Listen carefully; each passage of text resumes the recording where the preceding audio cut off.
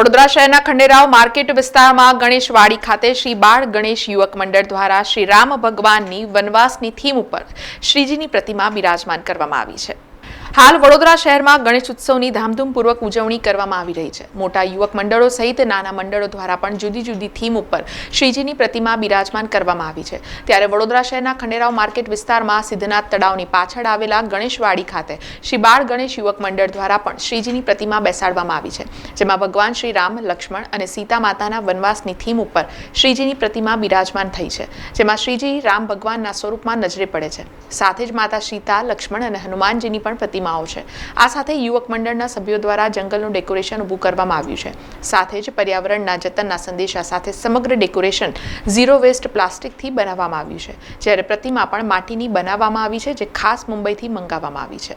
ત્યાં અમે 15 વર્ષથી ગણપતિની સ્થાપના કરીએ છીએ। તો અમે અત્યારે આ વખતે અમારી મૂર્તિ બોમ્બેથી લાવેલ છે અને શ્રી રામ ભગવાન જે વનવાસ ગયેલા એ ટાઈપનો અમે થીમ રાખેલી છે ગણપતિની, અને ત્યાં હનુમાનજી પણ એમને મળેલા, એ પ્રમાણે અમે થીમ ગોઠવેલ છે અને દરેક છોકરાઓ સાથે મળીને જ આ બધું ડેકોરેશન કરેલું છે અને પર્યાવરણને હિતમાં રાખીને માટીની મૂર્તિ બનાવેલ છે। જે તમે ડેકોરેશન કર્યું છે તે બનાવવામાં કેટલો સમય લાગ્યો તમને? એમને લગભગ અઠવાડિયું 10 દિવસ જેવું લાગ્યું છે સમય। કઈ રીતે ડેકોરેશન કર્યું છે તમે? પેપર અને કાગળ તો ટોટલી ઉપયોગ કરવામાં આવ્યો છે આમાં। સમાચારોના સતત અપડેટ માટે TNN ન્યૂઝને YouTube પર સબસ્ક્રાઇબ કરી બેલ આઇકોન પ્રેસ કરો અને અમારી સાથે જોડાયેલા રહો Facebook, Instagram અને Twitter ઉપર।